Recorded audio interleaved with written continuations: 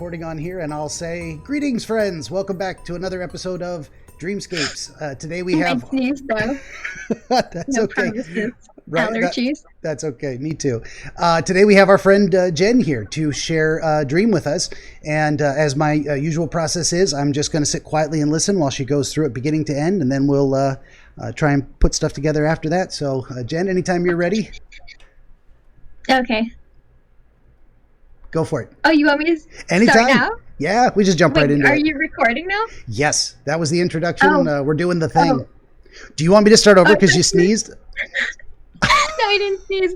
But I was curious because I was like, oh, I thought you were going through what you were going to say for the introduction, but I guess not. Yeah. So I was like, oh, okay. Yes. So I had the weirdest dream, and it's so different from any other one that I've ever had, which is weird because I don't usually dream about things that are like in the realm of fantasy or anything like that, but I had the weirdest dream, kind of apocalyptic, I guess you could say, that the sun had cracked. And I talked about it before, but the sun had cracked, and I had this feeling of impending doom. Because, I mean, who wouldn't? If you literally see the sun cracking, I'm sure you'd also be like, what just happened? But I could literally feel the heat of it because it was whirling towards the earth. And the first thought that went through my head was, I'm not even going to get to meet my boyfriend, who I'd been dating for a while. And it's weird, you know what I mean? To think that in an instant your entire life could just end. So that happened. And then I don't specifically remember dying, but I knew I was dead right after. I heard this weird voice telling me that I would be fine because there were other Earths and there were other planets I could live on. And before I knew it, I guess you could say it was a cutscene.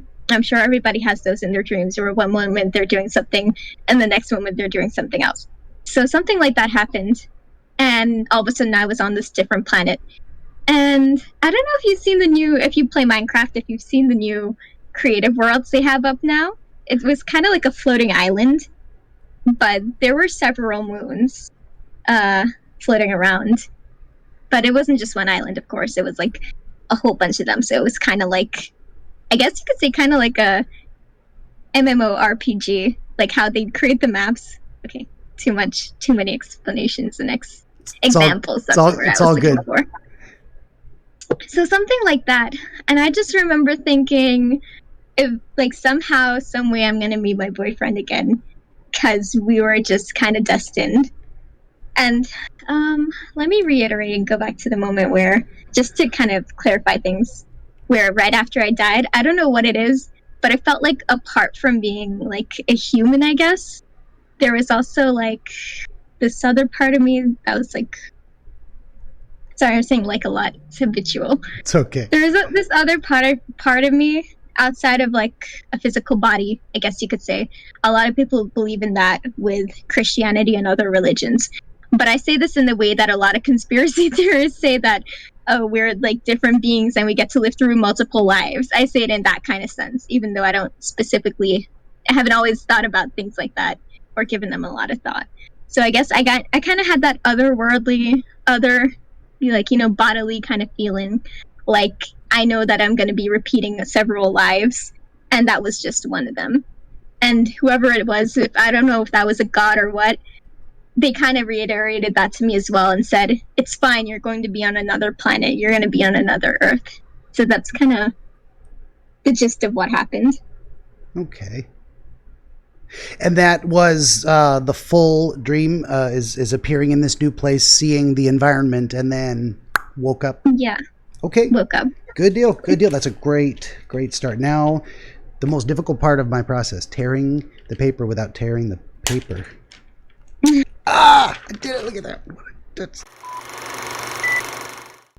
So we got a lot of really great details, probably more than you thought were there when. So this is my notes on the. You probably can't see the writing there. My notes on your initial story, and then we got three more pages here of the details. So wow. Yeah, no, there's a lot there, and my handwriting's a mess, and I write big and squirrely. Yeah. I could hold it up to the camera, no one could read it.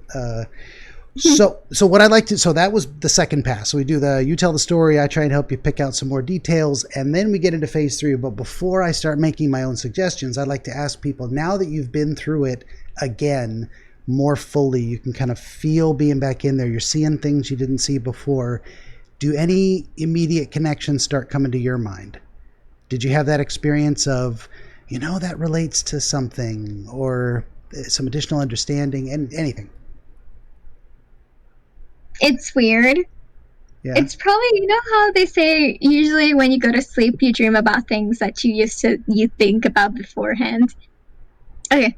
I'm not the type of girl that believes in horoscopes and stuff like that. Let me say that right now, because it's annoying for me for someone to say that they based their whole life off of a horoscope. But I watched a video just out of curiosity. Sure. And it told me that I was bound to meet my boyfriend at the time, that it's something that has been in the work for lives and lives now, but that it just had never come to fruition until recently, and now things are becoming complete, even though, and I quote, the person said this, that Earth was a very heavy place to be on, that it was not as easy to live on as other planets. And so I'm guessing, I'm making an assumption, most of my dream was based off of that. It very well could have been. There was this weird otherworldly feeling about it. And I'm not the type of person to believe in stuff like that. Yeah, for sure. No, and that's... But I was like, Jesus Christ, like, this is some kind of biblical... I don't know. I just had a weird feeling about it, Did you, now when you say things felt different, strange in the dream, you just mentioned biblical. Did something feel, well, you also mentioned biblical, but it was an example as to the feeling that someone would have towards something like that. It felt like ordained by a higher power. Yes, gotcha, exactly. Gotcha. Something like that. Yeah, you don't have to second guess your words, because sometimes what you're doing is you have an association in your mind. You're given the best... Okay. You're given the best, closest matching feeling, and then we can pick that apart and find out what's actually inside of what you mean to say. So, yeah, no, right. That's what I was getting to with the whole biblical thing. Is something important, but also meaningful, ordained by a higher power, caused and that was to the happen. Running theme. It did seem like it. Yeah, certainly, because you were in another, apocalyptic things is very kind of biblical in a way, and across multiple mythologies and theologies. Yeah, and then the idea of reincarnation, also very spiritual, religious. The idea of then being reborn, also the idea of perhaps embodying a savior role of, you're in this place and these people need help and you're going to jump into that. So I think there's something to that. But I think I actually might have cut you off, because you were explaining maybe a little bit more about how you... Well, no, I had a thought about what you were saying. Is so I'm not someone who is a believer in horoscopes either. I know I'm a Pisces. I think I was also born in the year of the snake. Yeah. Something like that. So I'm familiar. I know I'm a Taurus, and that for my Chinese zodiac, I am a snake. That's the extent. I don't look at my horoscopes or anything like that, or believe that means I must act like this, or I can only date someone who is this. There's a lot of confirmation bias, and people see what they want to see or what they hope to see, or they look for as long as it says something positive, positive or negative. If it's something what is it? I don't know if you remember. No, maybe it's not. No, I mean, you wouldn't. Well, if you read the book, you would. There's one of my favorite fantasy book series is called the Sword of Truth novels. And one of the lines in there's a wizard in there. So it's like Benjamin the Wizard, the Dream Wizard. I want to be a wizard someday, speak magic words and see the future. But okay, so this wizard, he says, I love reading books too. Oh, it's good stuff. You would have probably Terry right there. I would recommend you one, but I don't know if you're really into the fantasy stuff. My whole life, absolutely, big fantasy nerd. But there's a good chance I've if you haven't come across this one, I would recommend it. It's the author's name is Terry Goodkind, and the first book is The Sword of Truth. And anyway, so this wizard, he has a saying. He says, people believe a lie for two reasons. They want it to be true, or they're afraid it might be true. So that relates, in my mind, to the horoscope stuff, where people believe what they see because, oh, that's flattering, that's nice, I want that to be true, so they believe it. Or they're afraid, if it predicts doom and gloom, that's going to happen. So out of trying to avoid negative consequences, they give it some credence out of anxiety. You know, not to dismiss anyone out there that has more of a deep faith in horoscopes. It's just not my thing. I'm more of a practical man of science type of guy. That being said, I think it's fascinating metaphorical and metaphysical examination of the human condition. For centuries, we've been trying to break down. I mean, it's like, in some ways, horoscopes were the early manifestations of attempts at getting at psychology, but they just, you know, a lot, the same thing with a lot of religious systems. It's very similar, trying to figure out, why do people do what they do, and how do we tell people to live better lives and have it be successful. Anyway, that's all of that came to my mind when you were talking about the horoscope thing. But as you mentioned, it may be related that because you were primed by that idea before you went to bed, it was on your mind, and so you gave that some, you gave the fantasy its own legs to run. Say, sure, well, what if, and maybe, you know, just the fact that you brought that up, that it immediately seemed relevant, suggests it's possible. The other thing I look at is current events, and like how long ago did this dream happen? I would say about a week ago. Okay. About a week ago now. Are there any situations you're going through that are stressful, significant, and this can be either immediately prior, during, or in the near future, surrounding the time span of the dream? Well, I am in young adulthood. It is a particularly stressful time, because you're still trying to figure out what you want to do with your life. Yeah. And things that you thought you knew, well, they kind of do a whole 180 and you don't know what to do anymore. So I guess you could say a lot of things are changing. It's psychology as well. We both have that in common. We talked about it in class actually the other day, in child psychology. Young adulthood is full of this feeling where you're in between being a child and being an adult. And I'm kind of arguing with myself internally about certain decisions I'm making. Like, you know, 2 or 3 years ago, I wouldn't be making these decisions. And now I'm thinking about blah, blah, blah, blah, blah. Or now it's like I have to think about whether I want to get a degree and move somewhere, or whether I want to continue my education, stay at home, and then move somewhere. Or, you know, so many big decisions. Sometimes it stresses me out, but I try not to let too many things get to me. I take it day by day, and I'm like, well, nobody knows what's going to happen in the future. So that's true. Yeah. And you kind of said a lot there. So you said that, now I can't read my own. Oh, you said stressful time, lots of change, and you're relating it to, being in this period in between, and specifically you're using that reference to life stage development from your class. That makes sense, that where you're at right now is trying to make decisions that will affect your future, and so you want to make good decisions, and you're feeling the weight of those, the burden of choosing correctly to take you where you want to go. But then first you have to decide, where do I want to go? If you don't know where you're going, any path will take you there. But if you have a specific path, then first you pick a destination, then you can chart a course.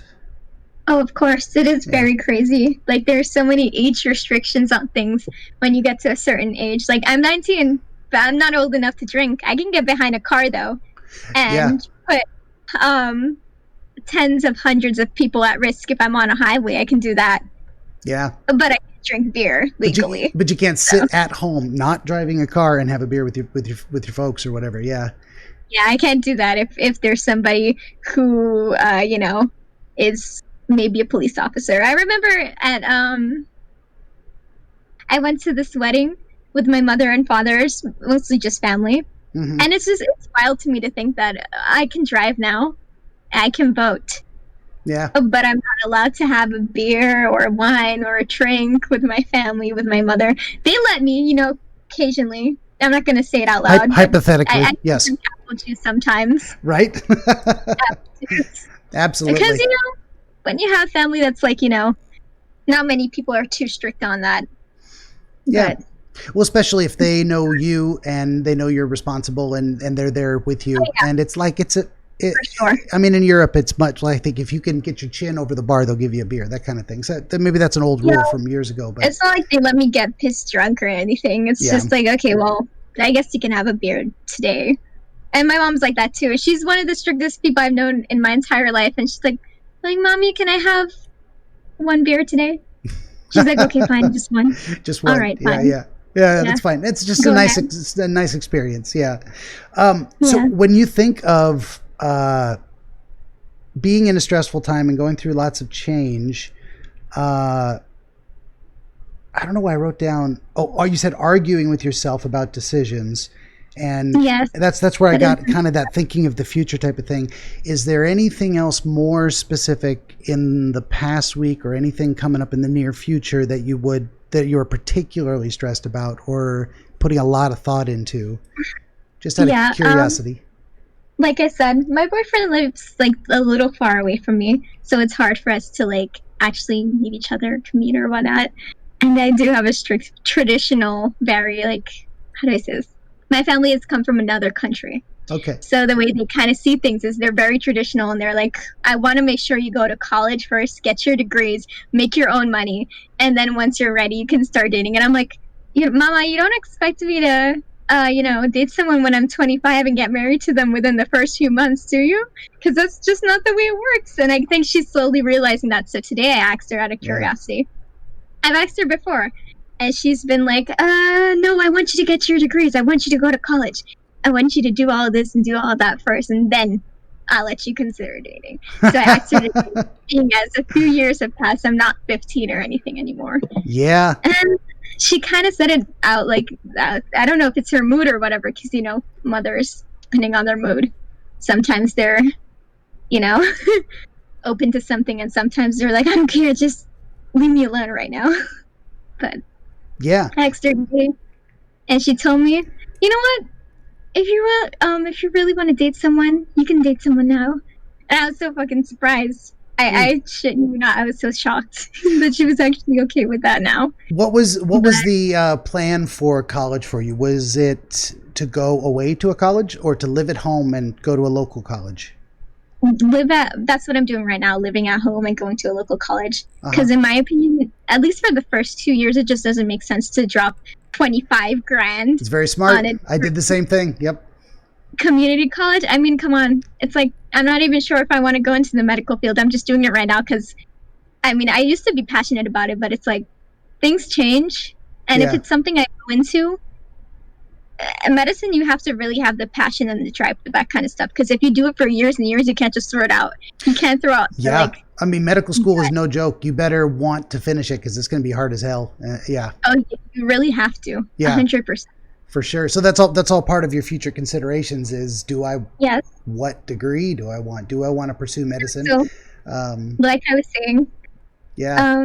Sorry, I don't want to interrupt you. No, that's okay. It's a lot of these choices are kind of feeling apocalyptic. Like if you make the wrong. I naturally like talking, so I'm like that. No, that's okay. I'm great. You don't want me to try and be the only one talking, carrying this whole thing. I run out of things to say. No. It just seems to be like. Let's say if I take the idea of apocalyptic and lay it onto your decision making about the future, does that bring anything to mind? It's the concept of making an apocalyptic, world-ending bad choice.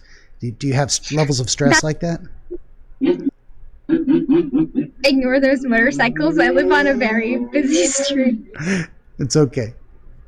But I guess I would say in some type of way, I think everybody thinks about the worst case scenarios. Mm-hmm.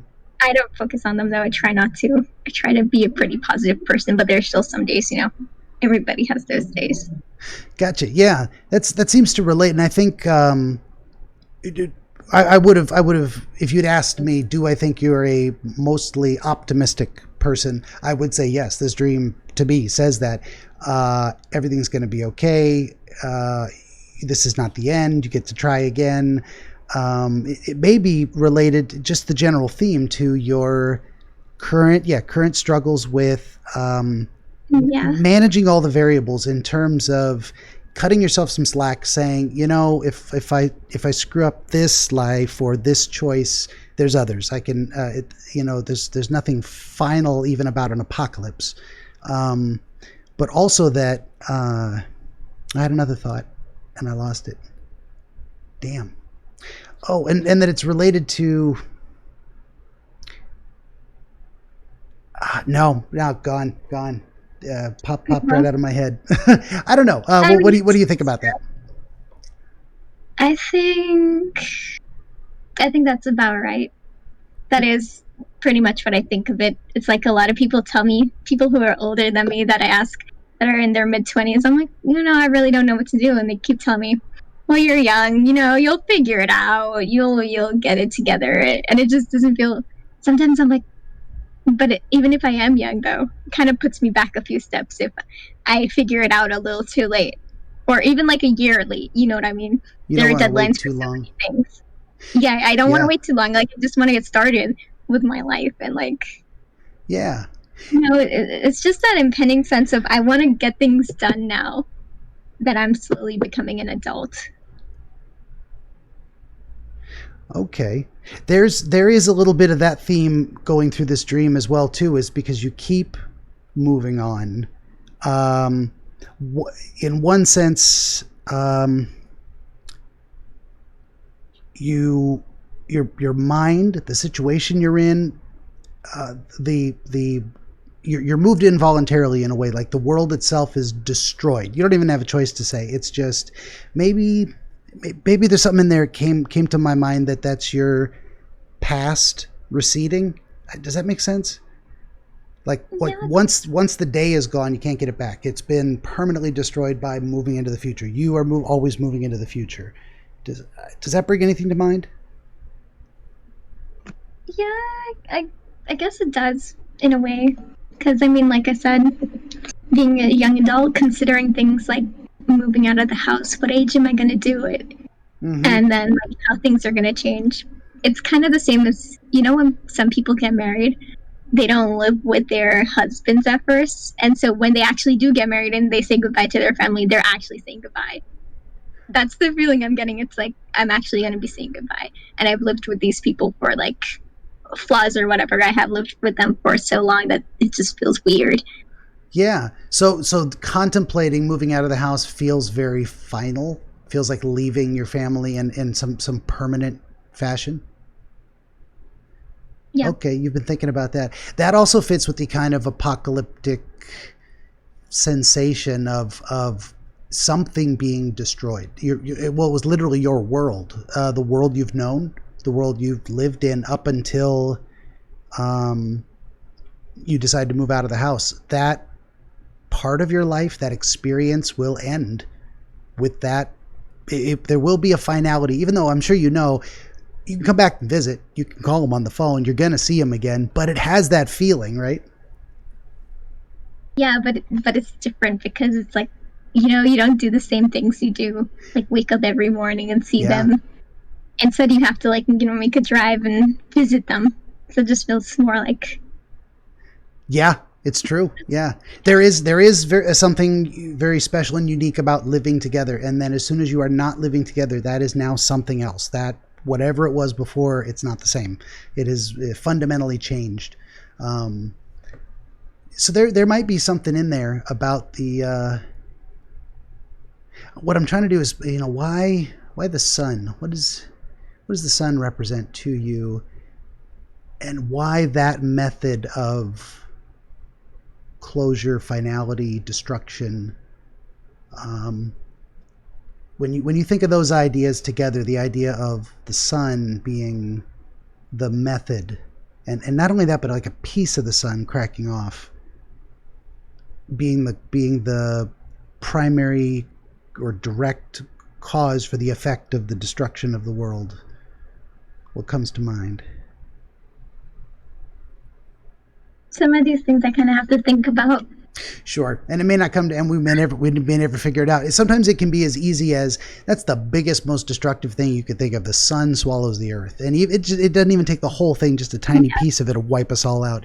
Sometimes your brain is just like, what's the biggest, most destructive? What's the what's the most complete destruction I can imagine? The Earth. I guess Go ahead. maybe it's because it's something people wouldn't think would happen so quickly. They talk about it a lot, how the sun is a star, it will combust, it will explode one day. In billions of years, yeah. I didn't think would happen. So I'm guessing it correlates to a part of my life that I just, or something simplistic that I didn't think would backfire but ended up. So I guess maybe it could be something in relation to my decision-making process. The fact that I could choose something that I think is simplistic in the now, but in the later, it's something that is might backfire on me. That's something that stresses me out. Do the words unintended consequences sound, does that resonate with you? Yeah, it sounds like it, yeah. Okay. I think that might be it too. When you described it that way of like why, I kind of turned your mind in the direction of why the sun, and the first thing that came to mind was because you wouldn't expect that to happen. That was very unexpected. And so that led you, down that path of, what if I make a decision? What if I make a bad decision? But I don't know it. I think I'm doing the right thing, but the sun cracks off and destroys my world. It blows up in my face. I regret it later. Yeah, that's feeling like it makes a lot of sense to you in terms of that imagery. Yeah, it does. Okay. Seems right. But then your optimistic side pops in, and I mean, your first idea was regret. And I don't want to put words in your mouth, but that's what it felt like to me. This regret for. Go ahead. As in mourning, I explained it as mourning, as in grief.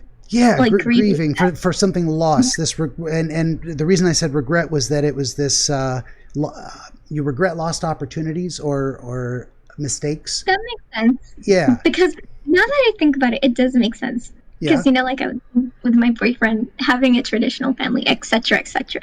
There are a lot of things that aren't exactly planned out. It's like, when should I do certain things? Like, when should I move out? What would be the appropriate age for these things? And I'm thinking, if I do it sooner than later, is it something I'm going to regret because we're young? If I do it later than sooner, is it something I'm going to regret because I would have been fine anyway, and that I worry for no reason? Yeah. I mean, you just said that phrase, worry for no reason. Do you have a lot of worries that you're not sure are necessary? Do you worry about things that sometimes you wonder, should I even be worried about this? Am I obsessing? Do I spend too much time worrying? No, I'm a pretty sure person when it comes to myself. Okay. When there is a worry I think about, and actually that's kind of that's a contradicting statement. Yeah. Because nobody knows themselves to that extent. I guess I would say where it is with the basics, for the most part, I know myself to the extent where I see your cat. Cute. Where is he? Other side. Other way. Oh, there he is in the window. Yeah. He's not on. Yeah, I don't think he's on the little camera, but yeah. There he is. That's Prince. That little shit ate my episode 8. What's that? You have 2 cats? There is another one. Do you see another one? Daughter's in here. Yeah. Oh, yeah. That's that one we call Daughter. Actually, her name's Wookie, but my wife just calls her Daughter. Oh, little baby girl, cute. yeah. She is a scaredy cat. She hides. Yep, she's going back underneath there. She likes to be in tiny dark places. We have more cats than that, and I'm not proud of it. Yeah, there's too many. We collect them like, I don't know, like some people collect Beanie Babies. We're the unofficial rescue shelter of our street, so they just live in our backyard and all over the place. Yeah. Okay, what were you saying? You were talking about you're generally you felt there was a contradiction there, but you said you're generally a fairly confident person in terms of if your mind is focused on a problem, you're fairly certain it's a real problem and needs careful deliberation. Yes. You trust yourself. I feel like I'm worrying about something that's unrealistic or something that's not something I would have to worry about given my present situation. I'll be like, okay, stupid, stop worrying about that. Like, don't even think about it. Like, let's move on. That has no effect on the situation I'm in right now. Okay. And I should just enjoy things while I have them. And you feel pretty good about being able to kind of assess your process and triage what's really important to focus on and say that's a worry for another day, or that's unrealistic, or that's unlikely. But you also at the same time you're having this concern of not knowing where some choices might take you and whether it's good to do it now or later. So there are some things on your mind that are like, these are real concerns, but you're still unsure how to resolve it. So, and that's a lot of dream content comes from that too, of open questions on your waking mind, and then your dreaming mind is trying to get in touch with your actual fears or desires, the idea of what are you actually worried might go wrong and what is it you actually want. So that's a lot of what dreams is, in my opinion, my experience, is a lot of what dreams is trying to tell us. And it certainly doesn't do it in straightforward ways. It's not very often you get a dream where it does happen. It has happened, but where someone's like a person sits down with you at a table and says, look, I'm gonna tell you what's going on in your head.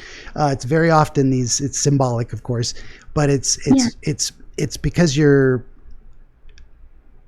mind doesn't even know sometimes what it is. Your mind doesn't always know what it wants, which sounds weird because it's trying to tell you something, but so it picks things that are similar or that represent a feeling or an idea, and it puts it in there and it says, how about these two things? If I put them next to each other, does that help you make a decision? Maybe it does, maybe it doesn't. But I think, yeah, and then that also kind of speaks to not just your optimism, but a self-confidence too, to say, even after this world was destroyed, you go into this other place where there's a sense of calm, where there's this peacefulness, where all the fears are gone. I had another thought that jumped out of my head. It's related back to decision making, to worrying about unintended consequences. When you put those things together, the peaceful void between worlds and the idea of unintended consequences and hopefulness, does anything come to mind? I guess you could say it's my conscious, more mature self telling me, okay, let's get back to reality. Or could be, yeah. Like an intervention. Almost like you held an intervention for yourself. That's a good way to put it. Yeah. Yeah, and it was, you did describe it as a female voice, or at least the voice came from a female presence. And it was reminding you will be fine. There are other Earths. And we kind of played around with the idea that this Earth that was destroyed may not represent the actual planet Earth, but the idea of the circumstances in which you live, if that makes sense. Maybe, yeah. Does that not resonate? Is there a better way to describe it, you think? I'm not sure if that's the way I'd put it. It was a different planet. I wouldn't say that the last Earth wasn't the real Earth. I would say something more like, you know how they say in the Milky Way there are probably hundreds of thousands of planets we don't even know exist yet? Sure. And there have been planets that have been found. I was just talking about it the other day with my boyfriend. Yeah, the Goldilocks planets such like that, that look exactly like Earth. That's what I'm talking about. Of course, the version I see later on in my dream is definitely more fantasy related, because why would there be an island floating around in space? For sure. Somehow that was definitely not our known planet Earth. But I'm thinking more maybe metaphorical. So there's that very concrete representation that there are other planets you could live on and that your soul might be reborn into, and maybe like a physical sense, like if the actual Earth was destroyed, you could go on and that's kind of the feeling you had, was actually not just, say, reincarnating on Earth, because Earth has been destroyed, but that you would actually going on like my same soul, but like, kind of like reincarnation, but the idea that you add on to your lives. You don't just start over anew with no experience. or anything like that. Yeah, there's it's very dabbled in, and that's with every religion, every construct, or every idea where people add and take things away in coordination. I use coordination too much with their ideal. Yeah. No, and the concept came to my mind as you were describing that, the continuity of self. I don't know if you've come across that phrase before. It's like you are different now than you were at, say, 6 years old, but you are still the same person, and you will still be the same person at 36 years old, even though you will also be a different person. But it's still the same self, experiencing one continuous existence through multiple discrete experiences. And I think there's something to the idea of, you were talking about your possibly leaving contemplating the idea of leaving your parents' home to would metaphorically be like a destruction of that particular incarnation of existence, and it would open the door to another one. You would metaphorically be on a new planet, the same person. Yeah, but in a new environment. As a semi-different person. Yeah, changed by the experience, by the transition. Yeah. Yes. Yeah, for sure. That's kind of making sense to you. Mm-hmm. Okay, good deal. I think we're onto something with that right there. And then the final part of the dream is very fascinating, probably the most fascinating. I mean, we've got so many different elements there. We've got, floating islands, and the idea that roots are coming out of the bottom, but then there's this moon, and what you're doing is you're living a life. You're engaged in, say, productive, life-sustaining activities. What do? You pick berries because you got to eat, and maybe you're going to make a pie, but there's a home. So this is where you live. And then another catastrophe happens, and it has an effect on other people. So I'm wondering if this is... Before, it's definitely something much smaller. Because remember, in my mind, I was like, well, this happens all the time. The moons always do something like this. Okay. The thought that just came to my mind was your answer to what if I blow up my world and transition to another life through that process, even though it's no, not even though, but I know still that even in that place there will be other catastrophes, and it'll be okay still. Is that making sense? Like, I think I used the wrong words. Yeah. But there seems to be a consistent theme across that. Do you have any thoughts? No, I agree with you. I don't have anything else to really add to that. I agree with you. That's fine. And this is not the only. It would be interesting to say, have you talk to someone else and get their impression. Maybe they would ask different questions. I can only hope that I'm not biasing the process by my own associations, and that's always possible. So I wouldn't say I'm like the only authoritative dream wizard out there with the final say on all things symbolic. But there seemed like again more of that reassurance that we were talking about unintended consequences and making decisions that you thought might backfire. And I think that last section of the dream might have been your mind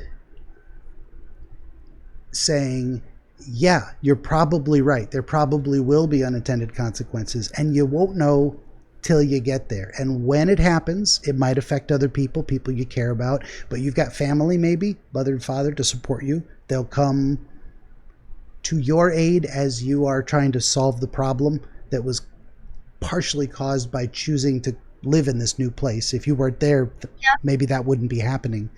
And then but also probably I get the sense that you're a caring individual. You don't want your mistakes to hurt other people. So if you were maybe, or something related to you being there caused this moon to malfunction, and then that ended up hurting other people, you would want to make it right and help them, help repair the damage or minimize the harm to other people through the consequences of your actions. Yeah. I think I ran out of words. I don't know. What do you think of that whole the whole arc of kind of where we've been going with that? How do you think it lines up with your personality, with your thoughts? I think we summed it up pretty well. Do you feel like that's just in general, a satisfactory understanding of what the dream might have meant? I think so. I think it did help me understand a lot of it. Okay. Yeah, again, these are just my ideas. If you have doubts, if something doesn't resonate, if you have alternative theories, I'm happy to hear it. Were there any symbols or elements in the dream where you felt like we didn't spend enough time, or there's still something confusing, you don't know how it fits together? Does anything come to mind? Not really.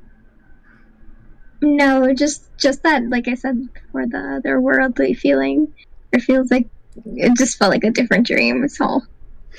Yeah. What do we do with that? It felt pretty spiritual, like pretty. I don't know. Yeah. No. We did kind of gloss over that a little bit.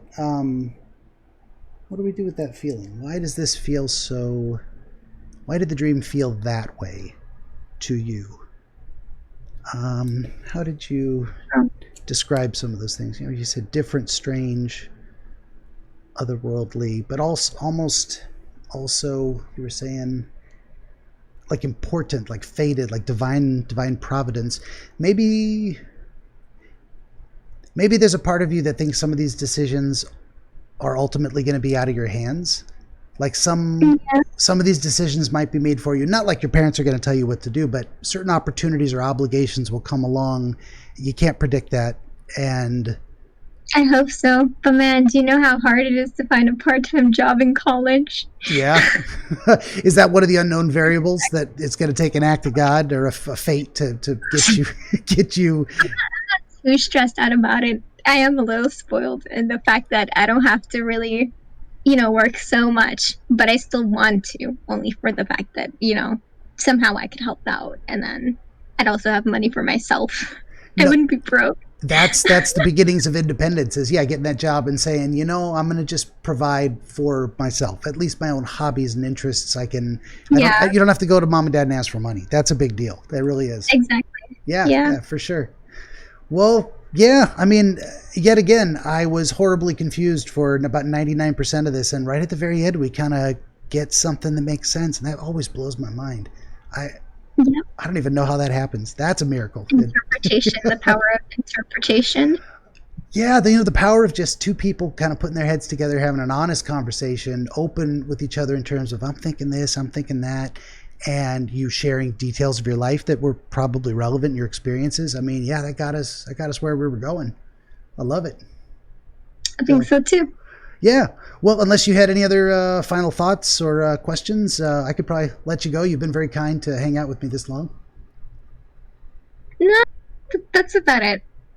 Okay, good deal. Well, then I'll just hang on a couple of minutes after I say goodbye here, and I'll just tell everyone watching, thanks for joining us for another episode of Dreamscapes, and like, share, subscribe, do all that good stuff, and we'll see you next time.